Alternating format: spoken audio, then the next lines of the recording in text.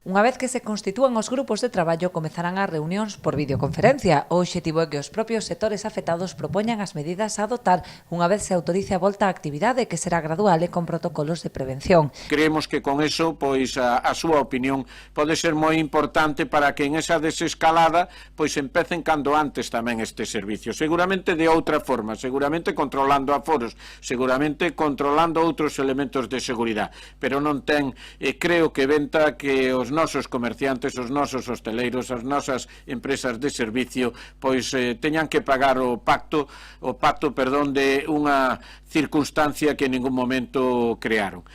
Do mesmo xeito, o Concello está a deseñar tamén as medidas a aplicar nos servizos municipais. Cando se retome a actividade presencial, tanto traballadores como usuarios serán sometidos a controis de temperatura e deberán cumprir coas normas de hixiene e desinfección ao acceder ás instalacións públicas.